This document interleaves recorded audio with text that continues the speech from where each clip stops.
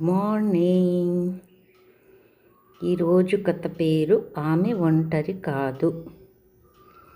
వర్షం పడుతున్న సాయంత్రం చిన్న ఇంటి ముందు నిలబడి ఉన్న సుజాత కళ్ళల్లో నీళ్లు మెరుస్తున్నాయి.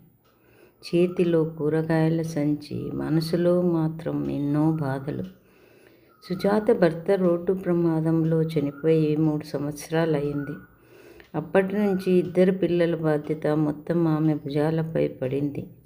బంధువులు మొదట ఏదైనా సహాయం కావాలంటే చెప్పు అన్నారు. కానీ రోజులు గడిచే కొద్దీ అందరూ దూరం అయ్యారు.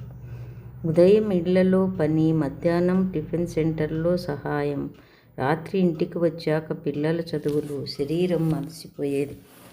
కానీ తల్లి గుండె మాత్రం ఆగేది కాదు. ఒకరోజు స్కూల్ ఫీజు కట్టలేక ఆమె కొడుకు రాహుల్ను టీచర్ క్లాస్ బయట నిలబెట్టారు.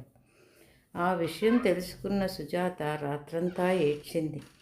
నేను బలహీనురాలును కాదు, నా పిల్లల కోసం ఏమైనా చేస్తాను అని నిర్ణయించుకుంది. తర్వాత రోజు బ్యాంకు నుంచి చిన్న లోను తీసుకుని ఇంటి ముందు చిన్న టిఫిన్ బండి పెట్టింది. మొదటి రోజుకు 10 ప్లేట్లు మాత్రమే అమ్ముడయ్యాయి. కొంతమంది ఒంటరి ఆడది ఎంతకాలం చేస్తుంది అని విక్రించారు. కానీ ఆమె ఆగలేదు.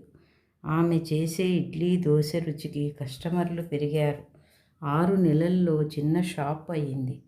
1 సంవత్సరం తర్వాత అదే ప్రాంతంలో సుజాత హోమ్ ఫుడ్స్ అని మంచి పేరు వచ్చింది. ఒకరోజు ఆమె కొడుకు స్కూల్ స్టేజిపై నిలబడి చెప్పాడు, నా అమ్మ జీవితాన్ని నిలబెట్టింది, ఆమె నా హీరో. ఆ మాట విన్న సుజాత కళ్ళల్లో ఆనంద బాష్పాలు వచ్చాయి. ఆ రోజు ఆమెకు అర్థమైంది, జీవితంలో సమస్యలు మనల్ని పడగొట్టడానికి రావు, మన బలాన్ని చూపించడానికి వస్తాయి. Thank you.